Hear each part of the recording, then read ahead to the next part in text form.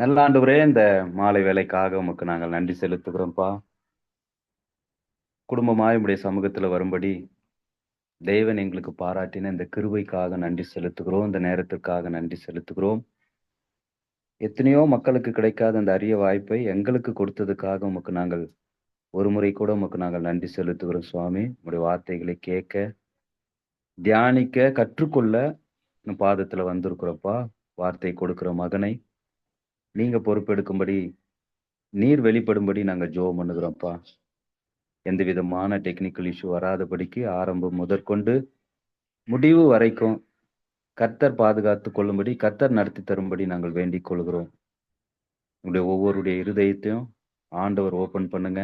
நாங்க கவனமாய் கேட்க, பரிசுத்த ஆவியானவர் எங்களுக்கு உதவி செய்யும்படி நாங்க ஜெபம் பண்ணுகிறோம். கர்த்தர் நடத்துகிறதுக்காக நன்றி செலுத்துகிறோம். இயேசுவின் பரிசுத்த நாமத்தில் வேண்டுகிறோம் பிதாவே. ஆமென். ஆமென். நல்ல ஒரு ஜெபத்தை எடுத்த சகோதரரையும் அவர் செய்கிற ஊழியங்களையும் தேவன் ஆசீர்வதிப்பாராக.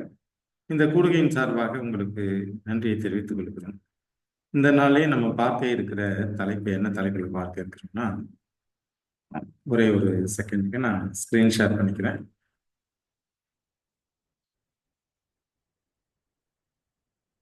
ஒரு என்ன டாபிக்ல பார்க்க இருக்கிறோம்னா, தேவனை சந்திக்க எவ்வாறு ஆயத்தப்படுறது. ஒரு சின்ன டாபிக், ஒரே ஒரு கருத்தை தான் நம்ம பார்க்க இருக்கிறோம். இந்த நாளில் நம்ம பார்க்கறது வெறும் ஒரே ஒரு கருத்து தான். ஒரு சின்ன தலைப்பு தான். இந்த தலைப்பின் கீழே தலைப்புக்காக எடுத்திருக்கிற வசனம், இந்த தியானத்துக்காக எடுத்துட்டு இருக்கிற வசனம் என்னன்னா, ஆமோஸ் 4வது அதிகாரம் 12வது வசனம். இதுதான் நம்ம இந்த நாளில் தியானிக்க இருக்கிறோம். ஆகையால் இஸ்ரவேலே, இந்த பிரகாரமாக உனக்கு செய்வேன்.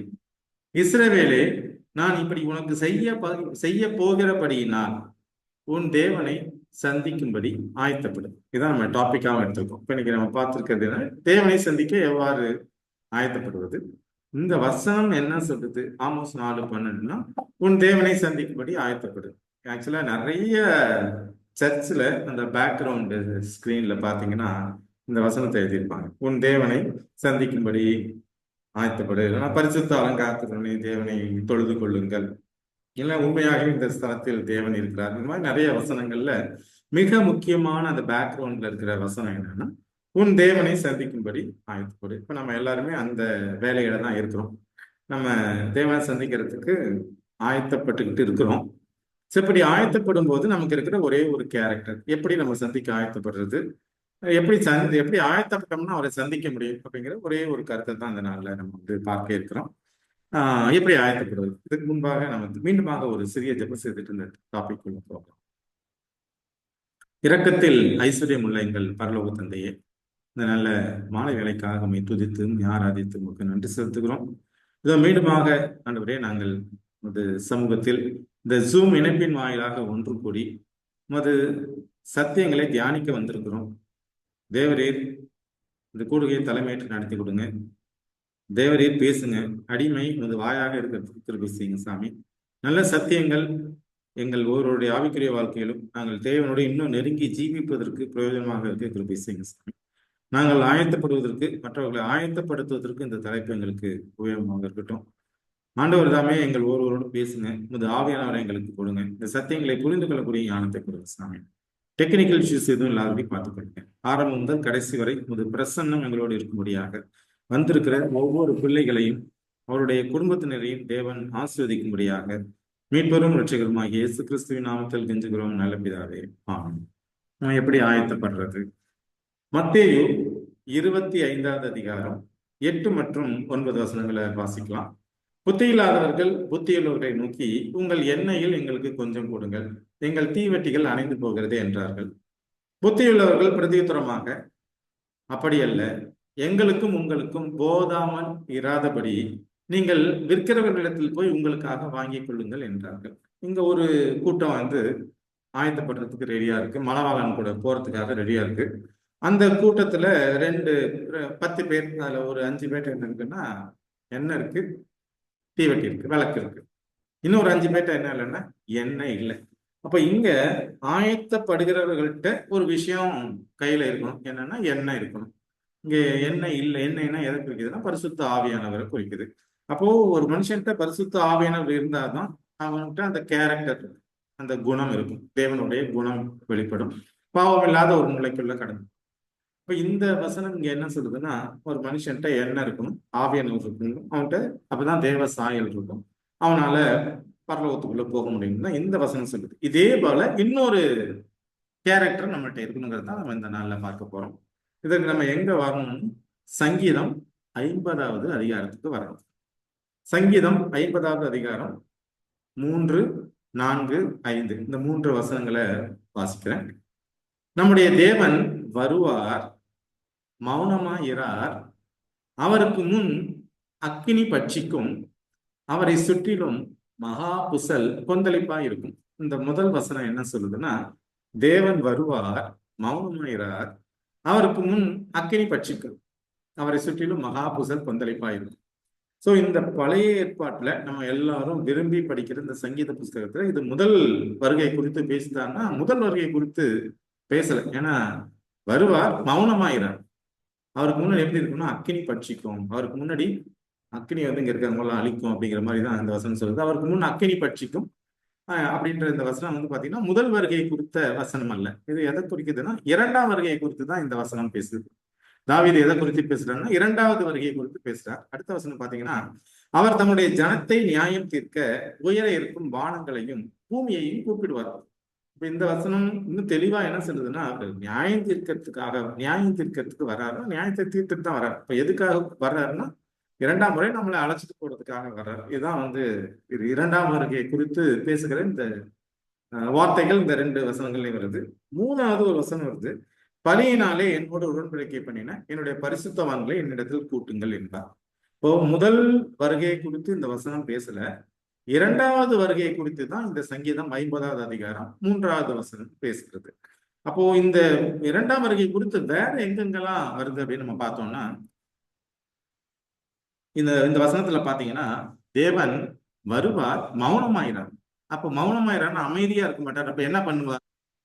1 தெசலோனிக்கேயர் 4:16வது வசனத்துல பாத்தீங்கன்னா, ஏனெனில் கர்த்தர் தாமே ஆரவாரத்தோடும் பிரதான தூதனுடைய சத்தத்தோடும் தேவ எக்காலத்தோடும் வானத்திலிருந்து இறங்கி வருவார், அப்பொழுது கிறிஸ்துவுக்குள் மரித்தவர்கள் முதலாவது எழுந்திருப்பார்கள். அப்போ தேவன் மௌனமா வரமாட்டாரு.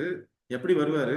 ஆரவாரத்தோடும் பிரதான தூதனுடைய சத்தத்தோடும் தேவ எக்காலத்தோடும் வானத்திலிருந்து இறங்கி வருவார். அப்போ இங்க மௌனமா இங்க எப்படி வருவார்னா பெரிய டிடிஎஸ் சவுண்டோட வருவார். இப்போ இது வந்து முதலாம் வருகையை குறிக்கிறது அல்ல, இரண்டாம் வருகையை குறிக்கிறதுங்கிறதுக்காக இந்த வசனமும் ஒரு ஆதார வசனமாக இருக்கிறது. அங்க மௌனமா இராருங்கிறதுக்கு இங்க என்ன பண்றோம்? மௌனமா இராருன்னா எப்படி வருவார்? ஆரவாரத்தோடு பெரிய சத்தத்தோடு எக்கால சத்தத்தோடு அவர் வந்து வானத்திலிருந்து இறங்கி வருவார். அப்பொழுது யாரு எழுந்திருப்பாங்கன்னா கிறிஸ்துவுக்குள் மரித்தவர்கள் முதலாவது எழுந்திருப்பார்கள். இது எதை குறிக்கிறதுனா இரண்டாம் வருகையை குறிக்கிறது. இது இல்லாம வேற யாரு இதை குறித்து பேசுறாங்கன்னு பாத்தீங்கன்னா, அந்த ஆதாம்ல இருந்து 7ஆம் தலைமுறையில இருக்கிற யாரு? ஏனோக்கு. இதை முதல்ல இதை பத்தி யார் பேசுறாங்கன்னா ஏனோக்கு பேசியிருக்கிறார். யூதா முதல் அதிகாரம் 14 மற்றும் 15 வாசிக்கலாம். இது முதல்ல யாரு வந்து கிறிஸ்துவோடைய இரண்டாம் வருகையை குறித்து பேசியிருக்கிறார் அப்படின்னா ஏனோக்கு பேசியிருக்கிறார். ஆதாமுக்கு 7ஆம் தலைமுறையான ஏனோக்கும் இவர்களை குறித்து இதோ எல்லோருக்கும் நியாய தீர்ப்பு கொடுக்கிறதற்கும் அவர்களில் அவபக்தியுள்ளவர்கள் யாவரும் அவபக்தியாய் செய்து வந்த சகல அவபக்தியான கிரைகளின் நிமித்தமும் தமக்கு விரோதமாய் அவபக்தியுள்ள பாவிகள் பேசின கடின வார்த்தைகள் எல்லாவற்றின் நிமித்தமும் அவர்களை கண்டிக்கிறதற்கும் ஆயிரமான தமது பரிசுத்தவான்கள் கூட கர்த்தர் வருகிறார் என்று முன்னறிவித்தான். இப்போ இரண்டாம் வருகை குறித்து முதலாவது யாரு வந்து பேசியிருக்கா அப்படின்னா ஏனோக்கு பேசியிருக்காரு. முதல்ல வேதாகமத்துல இரண்டாம் வருகை குறித்து யார் பேசியிருக்காரு? ஏனோக்கு பேசியிருக்கிறார். நம்ம முதல் வசனம் பார்த்தோம். சங்கீதம் 50ல எப்படி வருவார்? மௌனமா இருக்க மாட்டார், அவரை சுத்தி அக்கினி கொந்தளிக்கும், மகா புசல் அவரை சுத்தி இருக்கும் அப்படின்னு பார்த்தோம். சரி, எப்படி வருவார் அப்படின்னு நம்ம தெசலோனிக்கேயர்ல பார்த்தோம்னா அந்த சத்தத்தோட, தேவ எக்கால சத்தத்தோட, பிரதான தூதனுடைய சத்தத்தோட அவர் வந்து ஆரவாரத்தோட வானத்திலிருந்து இறங்கி வருவார்னு நம்ம வந்து தெசலோனிக்கேர்ல பார்த்தோம். இங்க யூதா என்ன சொல்லுது அப்படின்னா, முதல்ல யாரு இரண்டாம் வருகையை குறித்து பேசினான்னா ஏனோக்கு பேசினார். இப்ப பைபிள்ல முதல்ல எழுதின புஸ்தகம் யாருடைய புஸ்தகம்? முதல்ல எந்த புஸ்தகம் எழுதப்பட்டது அப்படின்னா, நமக்கெல்லாம் ஆதியாகமம் தான் தெரியும், மோசே எழுதினது. ஆனா முதல்ல எழுதப்பட்ட புஸ்தகம் எதுன்னா யோபு புஸ்தகம் தான் முதலாக எழுதப்பட்ட புஸ்தகம். இப்ப முதலாவது கிறிஸ்துவோட இரண்டாவது வருகை குறித்து யார் வந்து பேசுறாருன்னா ஏனோக்கு. ஆனா அது முதலாவது எழுதப்பட்ட புஸ்தகம் எந்த புஸ்தகம்னா யோபு புஸ்தகம். யோபு புஸ்தகம் என்ன சொல்றதுன்னு பார்க்கலாம். யோபு புஸ்தகம் 19வது அதிகாரம் 25, 26, 27. என் மீட்பர் உயிரோடு இருக்கிறார் என்றும் அவர் கடைசி நாளில் பூமியின் மேல் நிற்பார் என்றும் நான் அறிந்திருக்கிறேன். இந்த என் தோல் முதலானவை அழுகி போன பின்பு நான் என் மாம்சத்திலிருந்து தேவனை பார்ப்பேன். அவரை நானே பார்ப்பேன், அந்நிய கண்கள் அல்ல, என் கண்களே அவரை காணும். இந்த வாஞ்சையால் என் உள்ளந்திரியங்கள் எனக்குள் சோர்ந்து போகிறது. இப்போ முதலாவது புஸ்தகமாகிய யோபு புஸ்தகத்துல முதலாவது எழுதப்பட்ட புஸ்தகமாகிய யோபு புஸ்தகத்துல யோபு என்ன சொல்றாருன்னா, என் மீட்பர் யாரு? கிறிஸ்து உயிரோடு இருக்கிறார் என்றும் அவர் கடைசி நாளில் பூமியின் மேல் நிற்பார் என்றும் நான் அறிந்திருக்கிறேன். அப்போ இந்த வசனம் எதை குறித்து தான் பேசுதுன்னா கிறிஸ்துவோடைய இரண்டாம் வருகை குறித்து தான் இந்த வசனமும் பேசுது. வேற ஏதாவது பேசுதான்னா சங்கீதம் 50:5 எடுக்கலாம். இப்ப நம்ம பார்த்தது ஒரு 3 வசனங்களை பார்த்தோம். முதலாவது தெசலோனிக்கேர்லையும் கிறிஸ்துவோட இரண்டாம் வருகை குறித்து பேசுது. அடுத்தது யோபு புஸ்தகமும் பேசுது. இங்க ஏனோக்கும் பேசுறார். அங்க சங்கீதம் 50வது அதிகாரத்துல 3, 4, 5 பாத்தீங்கன்னா இரண்டாம் வருகை குறித்து தாவீதும் பேசுறார். எப்படி வருவார்? ஆறாவர சத்தத்தோடு வருவார் அப்படின்றதெல்லாம் நம்ம வந்து பார்த்தோம். இங்க சங்கீதம் 50ல பாத்தீங்கன்னா, பலியினாலே என்னோடு உடன்படிக்கை பண்ணின என்னுடைய பரிசுத்தவான்களை என்னிடத்தில் கூட்டுங்கள் என்பார். அப்ப இங்க என்ன இந்த வசனம் சொல்லுதுன்னா, என்னுடைய பரிசுத்தவான்களை என்னிடத்தில் கூட்டுங்கள்.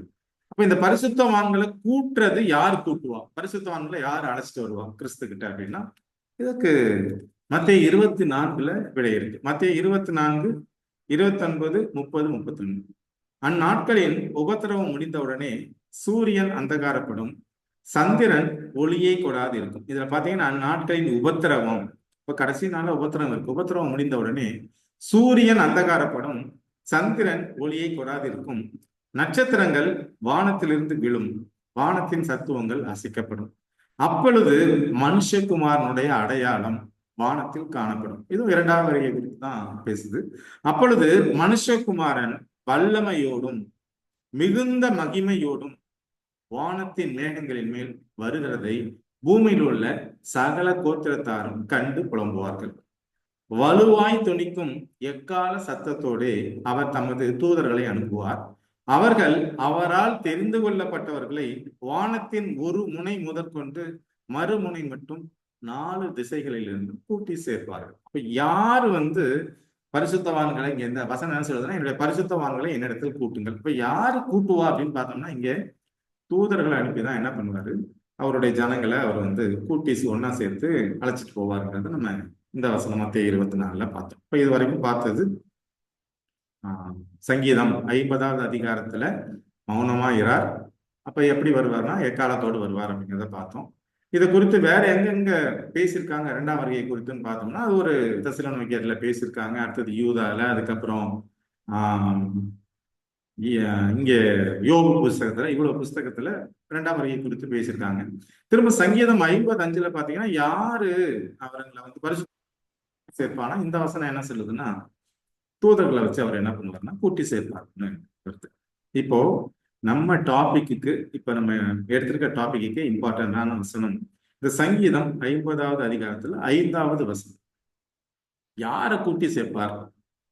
பலியினாலே என்னோடு உடன்படிக்கை பண்ணின என்னுடைய பரிசுத்தவான்களை என்னிடத்தில் கூட்டுங்கள் என்றார். இப்ப பலியினாலே உடன்படிக்கை பண்ணின ஜனங்கள் யாரோ அவங்களதான் என்ன பண்ணுவாரு, இரண்டாம் வருகைக்கு தேவன் அழைச்சிட்டு போறாரு. இரண்டாம் வருகையில வந்து யாரு அழைச்சிட்டு போறாருன்னா, யாரு பலியினாலே தேவனோடு உடன்படிக்கை பண்ணிட்டு இருக்காங்க. இப்ப பலியினால என்ன? இப்ப என்ன சொல்றாரு அவர், எனக்கு உங்களுடைய பலி பிடிக்கல, நீங்க பண்ற அந்த மிருக பலியெல்லாம் எனக்கு பிடிக்கலங்கிறப்ப இதுல இந்த இடத்துல பலினா என்ன?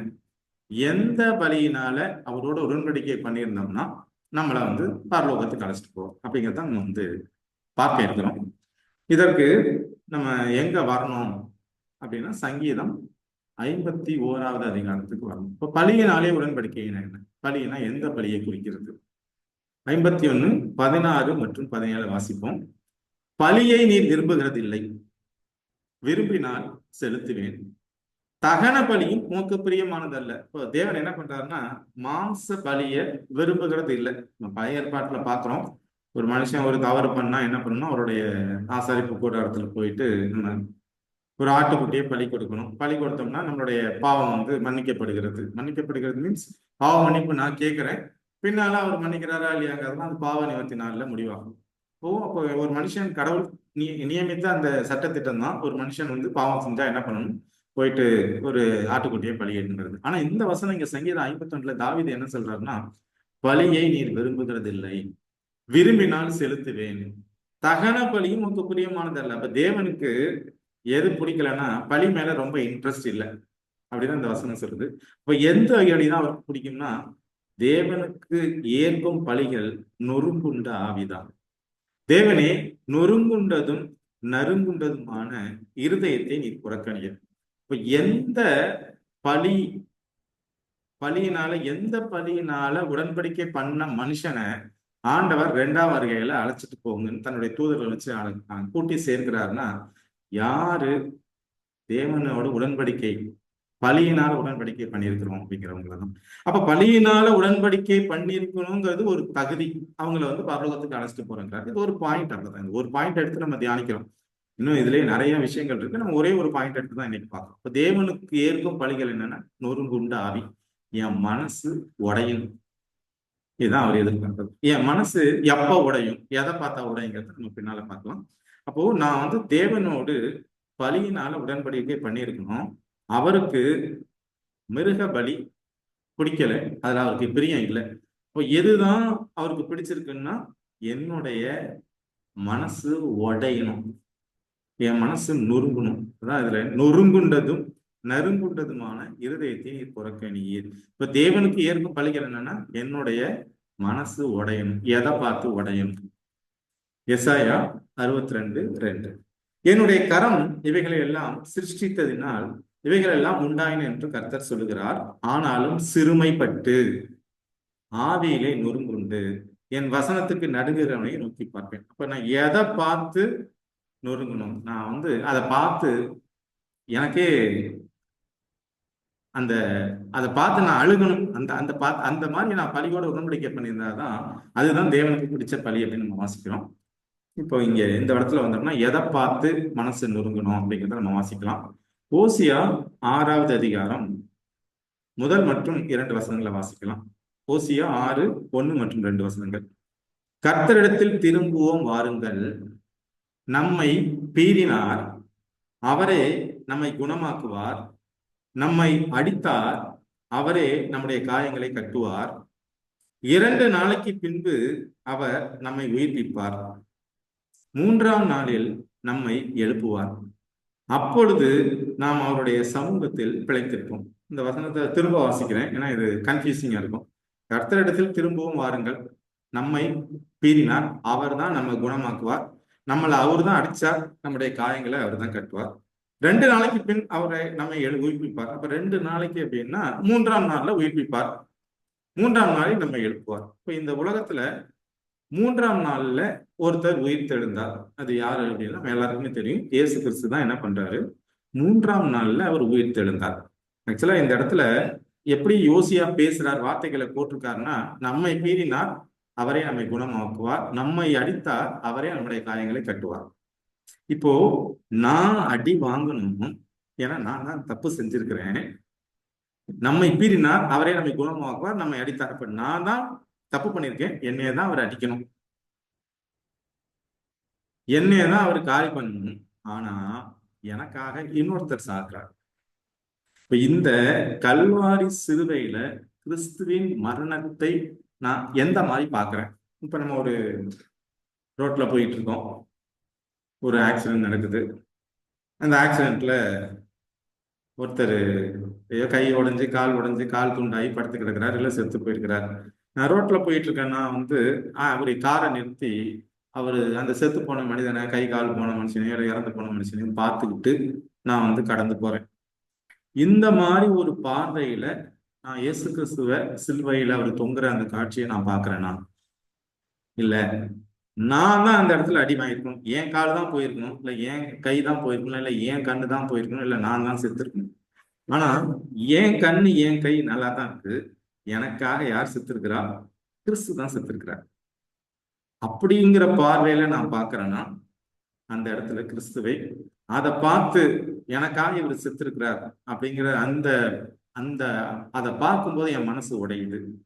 அப்படி உடையிற மனசைதான் அவர் என்ன சொல்றாருன்னா, நான் பரலோகத்துக்கு அழைச்சிட்டு போறேங்கிறாரு. இதுதான் நொறுங்குண்ட பலியினாலே உடன்படிக்கை பண்ண ஆவியை உடைய மனிதன். அப்ப இந்த வசனத்துல நான் தான் அடி வாங்கியிருக்கணும். ஓசியா பேசுறது பாத்தீங்கன்னா, நம்மை பீறினார், நம்மை அடித்தார், 2 நாளைக்கு பின்பு அவர் நம்மை உயிர்ப்பிப்பார், 3ஆம் நாளே நம்ம எழுப்புவார். ஆனா இங்க நான் தப்பிச்சுக்கிட்டேன். யாரு எனக்காக அடி வாங்குறார்? கிறிஸ்து அடி வாங்குறார். சிலுவையில், கல்வாரி சிலுவையில் நான் இந்த கல்வாரி சிலுவையின் இயேசு கிறிஸ்துவோடைய பாடு மரணத்தை நான் எப்படி பார்க்கிறேன்? சாதாரண ஆக்சிடென்ட் மாதிரி பார்த்து நான் கடந்து போறேன்னா, இல்ல அதை பார்த்து நான் சாக வேண்டிய இடத்துல அவர் செத்துருக்கிறாருன்னு நான் பார்த்து என் மனசு உடையுதா? அப்படி என்னுடைய மனது உடைந்தால் மட்டும்தான் நான் அவரோடு பலியினாலே உடன்படிக்கை பண்ணியிருக்கிறேன். இந்த ஒரு தகுதி நமக்கு இருக்கும் பொழுது, நான் ஒரு பாவிங்கிறத தேவ சமூகத்தில் அறிக்கையிட்டு எனக்காக அவர் செத்திருக்கிறாருங்கிறத நான் உணர்ந்து தேவனுக்கு நன்றி செலுத்தும் போது, நான் பாவம் செய்யாத ஒரு நிலைக்குள்ள கடந்து போகும்போது, ஏன்னா என் பாவத்துக்காக அவர் செத்திருக்காருன்னு பொழுதுதான் என்னால என்ன பண்ண முடியும்னா, 2ஆம் வருகைக்கு நான் தயாராக முடியும். அந்த ஒரு தகுதி நமக்கு வேணும். அப்படி இருந்தாலும் நான் அழைச்சிட்டு போவேன் அப்படின்னு இந்த வசனங்கள் சொல்லுது. சரி, அடுத்தது சகரியா 12:10. நான் தாவீதின் குடும்பத்தாரின் மேலும் எருசலேம் குடிகளின் மேலும் கிருபையின் ஆவியையும் விண்ணப்பங்களின் ஆவியை ஊற்றுவேன். அப்பொழுது அவர்கள் தாங்கள் குத்தின என்னை நோக்கி பார்த்து, ஒருவன் தன் ஒரே பெயரானவனுக்காக புலம்புகிறது போல எனக்காக புலம்பி, ஒருவன் தன் தலைச்சன் பிள்ளைக்காக துக்கிக்கிறது போல எனக்காக மனங்கசந்து துக்கிப்பார்கள். இப்போ இந்த 2ஆம் வருகைக்கு ஆயத்தமாகிற ஜனங்கள் கிறிஸ்துவுடைய கல்வாரி இந்த சிலுவையை பார்த்து எப்படி புலம்பணும் அப்படின்னு சொல்லுதுன்னா, தன் ஒரே பேரானவனுக்காக புலம்புகிறது போல எனக்காக புலம்பி, இந்த மாதிரி யாரு புலம்புறாங்களோ, யாரு அந்த கிறிஸ்துவின் அந்த பாடு மரணத்தை, அந்த கல்வாரி சிலுவையை பார்த்து மனம் உடையிறாங்களோ, அவங்கதான் அந்த 2ஆம் வருகைக்கு ஆயத்தப்படுகிறவர்களாக இருக்கிறாங்க.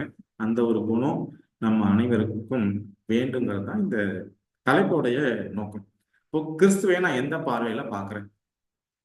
இது நாமளே நம்மளை கேட்டுக்கிற ஒரு கேள்வி. பார்த்து கடந்து போறேனா, இல்ல நான் நொறுங்குறேனா? என் உள்ளம் நொறுங்குதா? எனக்காக என்னை படைச்ச தேவன் அவரே இந்த சிலுவை மரணத்தை எடுத்திருக்கிறார், நான் சாக வேண்டிய இடத்துல அவர் செத்துருக்காருங்கிறத பார்த்து நான் எந்த அளவுக்கு வேதனைப்படுறேன், அதனால என்னுடைய கேரக்டர்ல என்ன மாற்றம் இருக்குங்கிறது நம்ம இந்த நாள்ல பாக்குறது. இப்ப நம்ம எடுத்துக்கிட்டு இருக்கிற தலைப்பு ஆமோஸ்ல என்ன பார்த்தோம்? உன் தேவனை சந்திக்க ஆயத்தப்படு. இதுக்கு முன்னாடி சங்கீதம் 50ஆவது அதிகாரத்துல அந்த 3 to 5 வசனங்களை பார்த்தோம். 3 to 5 வசனங்கள் என்ன சொல்லுதுன்னா, தேவன் 2ஆம் வருகை குறித்து தாவீது பேசுறார். எப்படி வருவார்? மௌனமா வரமாட்டார், எப்படி ஆரவாரத்தோட வருவார்னு பார்த்தோம். இதை குறித்து வேற யாரெல்லாம் பேசியிருக்காங்க அப்படின்னு பார்க்கும் பொழுது, யோபு பேசியிருக்கிறாரு, யோனாக்கு பேசியிருக்கிறாரு, இங்க தெசலோனிக்கேயர்ல பவுலும் பேசியிருக்கிறாரு, இங்க மத்தேயு 24ல யாரை வச்சு ஒன்னா கூட்டி சேர்ப்பார், இதெல்லாம் பார்த்தோம். ஆனா தகுதிங்கிறது என்னன்னா, யார் அவர் கூட பலியினால உடன்படிக்கை பண்ணியிருக்கிறாங்களோ அது ஒரு தகுதி. இப்ப பலியினால உடன்படிக்கை பண்ணியிருக்கிறதுன்னு என்ன அப்படின்னா, அந்த கல்வாரி சிலுவையில அவருடைய மரணத்தை பார்த்து இங்க ஓசியா பேசுறது போல, நான் சாக வேண்டிய இடத்துல அவர் எனக்காக செத்துருக்கிறார் அப்படிங்கிற அந்த கல்வாரி அன்பை புரிஞ்சுக்கிட்டு என் மனசு எப்போ உடையுதோ, நான் ஒரு அடுத்த பாவம் இல்லாத ஒரு நிலைக்குள்ள, பரிசுத்தமான ஒரு நிலைக்குள்ள கடந்து வரணும். அதுதான் பரலோகத்துக்கு போறதுக்கான தகுதியாக இந்த வசனங்கள் பேசுது.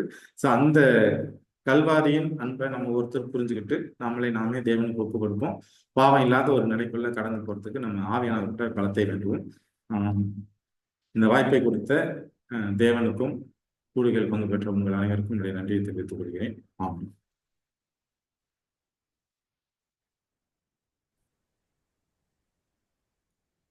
மகா பரிசுத்தமும் கிருபையும் இறக்கம் நிறைந்த அன்பு தெய்வமே, அருமையான கர்த்தாவே, இந்த இரவேளைக்காக துதிக்கிறோம், ஸ்தோத்தரிக்கிறோம். ஆண்டவரே, நாங்கள் சிறு குழுவாக இணைந்து ஆண்டவரே உம்முடைய வேதத்தை குறித்து தியானிக்க முடியாது நீர் கொடுத்த மகா பெரிய கிருபைகளுக்காக நன்றி சுவாமி. ஆண்டவரே, நாங்கள் உம்முடைய வேதத்தின் காரியங்களை அநேக காரியங்களை குறித்து ஆண்டவர் நாங்கள் பேசினோம். சகோதரர் மூலமாக நீர் எங்களோடு கூட பேசினதற்காக நன்றி. ஆண்டவரே, நாங்கள் உம்முடைய பாடுகளை நினைத்து அதன்படி ஆண்டவரே நாங்கள் உணர்வுள்ளவர்களாக ஆண்டவரே எங்களை மாற்றும்படியாக ஜெபிக்கிறேன். உம்முடைய வருகைக்கு ஆண்டவரே நீர் எங்களை ஆயத்தப்படுத்தும்படியாக ஜெபிக்கிறேன் சுவாமி. கேட்ட சத்தியத்தின்படி எங்கள் வாழ்க்கையை நாங்கள் அமைத்துக் கொள்ள வேண்டும் சுவாமி. ஆண்டவரே, உம்முடைய பாடுகள் ஆண்டவரே ஏனோதானோ என்று நாங்களே அதை உணராதபடி ஆண்டவரே சுவாமி, நீர் மெய்யாகவே எங்களுக்காக நீர் பாடுகளை அனுபவித்தீர், எங்களுக்காக ஆண்டவரே நீர் ஜீவனை கொடுத்தீர் என்ற ஒவ்வொரு நாளும் அந்த உணர்வோடு நாங்கள் இருக்க வேண்டும் சுவாமி. ஆண்டவரே, அதை குறித்து நாங்கள் எப்பொழுது தியானித்து ஆண்டவரே நாங்கள் எங்களை ஆண்டவரே பரிசுத்தப்படுத்திக் கொள்ள தேவன் கிருபை செய்ய வேண்டும் ஆட்சேபிக்கிறேன் சுவாமி. கர்த்தாவே, ஆண்டவரே, இந்த நேரத்தில் உள்ள கர்த்தாவே சகோதரர் மூலமாக ஆண்டவர் நீ எங்களோடு பேசினீர். சகோதரர் கர்த்தாவே, உங்களுடைய ஊழிய பாதையிலே நீர் ஆண்டவரே அற்புதமாய் வழிநடத்தி வருகிறேன், அதுக்காக நன்றி சுவாமி. ஆண்டவரே, இன்னமாக அவருடைய குடும்பத்தாரை உடைய கருத்தில் நாங்கள் ஒப்பு கொடுக்கிறோம். கர்த்தர் ஆசீர்வதிப்பீராக. சகோதரனுடைய கர்த்தாய் ஊழியத்தின் எல்லைகளை என் தேவனாய் கர்த்து நீர் விரிவடை செய்ய முடியாது ஜெபிக்க இன்னும் அநேகருக்கு பிரயோஜனம் உள்ள ஒரு பாத்திரமாக நீர் அவரை வைத்திருப்பதற்காக நன்றி செலுத்துகிறோம் சுவாமி. ஆண்டவர், இந்த கூட்டத்தில் கலந்து கொண்ட ஒவ்வொரு சகோதரனுடைய கரத்தில் ஒப்புடுகிறோம் சுவாமி. ஆண்டவரே, நாங்கள் உடைய வேதத்தை ஆண்டவரை கேட்பது மாத்திரமல்ல ஆண்டவரே, அதன்படி நாங்கள் நடக்க தேவன் கிருபை செய்வீராக.